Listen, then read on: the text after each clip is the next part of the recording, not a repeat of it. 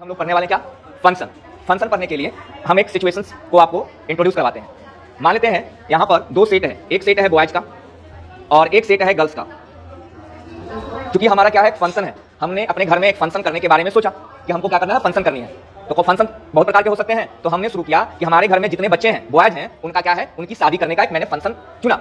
तो हमारे घर में मान लिया जाए कि हमारे घर में बच्चे हैं 4, 1 2 3 4 बच्चे हैं और हमने तय किया कि फंक्शन हम जो है वो शादी का फंक्शन हम घर में अपना करें। तो चारों बच्चों के लिए अब क्या खोजना पड़ेगा, मुझे दुल्हन खोजनी पड़ेगी।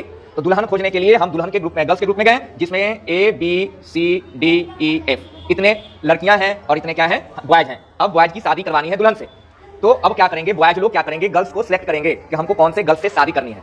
मान लो तो एक कंडीशन है बाबू, एक बच्चा, एक बॉयज सिर्फ एक ही गर्ल्स को पसंद करेगा, एक बॉय एक ही गर्ल को पसंद करेगा। लेकिन एक ही गर्ल दो बच्चों के, दो बॉयज की पसंद की हो सकती है। और इस तरीके से सारे बच्चे अगर पसंद कर ले गर्ल्स को, तब कहेंगे, तब यह कहलाएगा फंक्शन फ्रॉम बॉयज टू क्या कहलाएगा, गर्ल्स।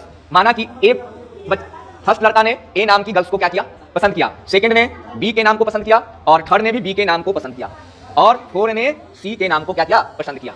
तब इस प्रकार के जो हमारा जो रिलेशन बनेगा, यही कहलाएगा, यही रिलेशन बन जाएगा फंक्शन। तो फंक्शन को डिफाइन करने के लिए यहाँ पर दो कंडीशंस हैं। अगर कोई फंक्शन दो सेट में डिफाइन होगा और वो दोनों सेट कैसा होना चाहिए, नॉन एम्प्टी सेट होना चाहिए। नॉन एम्प्टी सेट कहने का मतलब क्या होना चाहिए, नॉन एम्प्टी सेट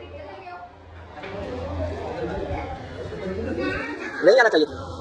अब हम इसी बेसिस पर, इसी चीज को हम लोग लैंग्वेज में इसका डिफिनेशन देते हैं। तो अगर हमको से अगर कोई क्वेश्चन पूछे कि what is the definition of function, तो डिफिनेशन ऑफ फंक्शन में बोलेंगे फंक्शन डिफाइन होता है टू नॉन एम्प्टी सेट में, let A and B be two non empty sets, then a mapping or rule that associates each element of set A with an unique element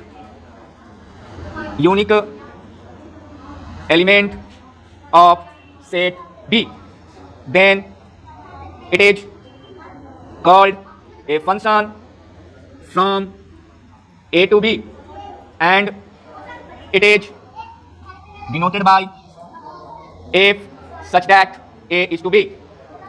सुनिए definition क्या कर रहा है कि दो नॉन एम्प्टी सेट था A and B।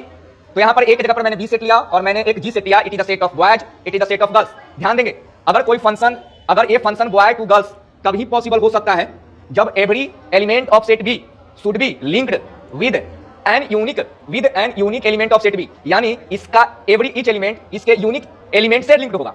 इसका कहने का मतलब हुआ कि अगर एक जो बॉयज सिर्फ एक ही गर्ल्स को क्या कर सकता है, पसंद कर सकता है, लेकिन एक गर्ल दो बॉयज की पसंद हो सकती है, ये पॉसिबल है। तो बताइए, तो ये क्या है, 1 की पसंद A, 2 क्या B, 3 related to B, 4 related to C, तो क्या कहलाएगा, ये फंक्शन कहलाएगा। तब ये फंक्शन कहलाएगा। अगर हम इसको एग्जांपल से अगर हम लोग समझें, अगर हम इसको लिखिए, नोट करिए, अब हम लोग इसको एग्जांपल से समझ सकते हैं।